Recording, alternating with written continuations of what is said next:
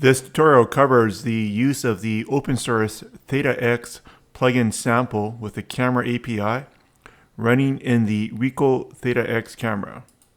The screen on the right is a mirror of the camera screen. The Theta X has a beautiful LCD screen, which is a touchscreen. Applications are written using the Android SDK and installed into the camera, so it runs locally inside the camera. The right screen is not a mobile app, it's simply a mirror. And the open source application includes many samples to get you started. And in this test, I've used the camera API to take an 8K video. The RICOH API GitHub repositories have many examples for different types of applications.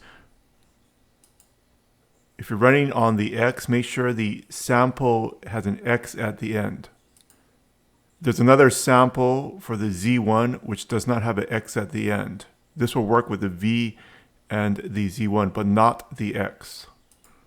This process is the same on Mac and Windows, so simply clone down the repository onto your local workstation that you use for development.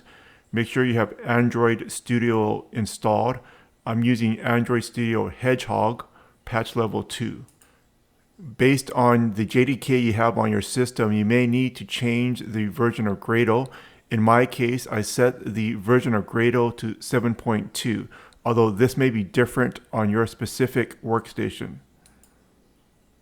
I'm using JDK 17. I had another error, so I went on to Stack Overflow and I copied the Gradle settings that I'm going to use. This is in gradle.properties.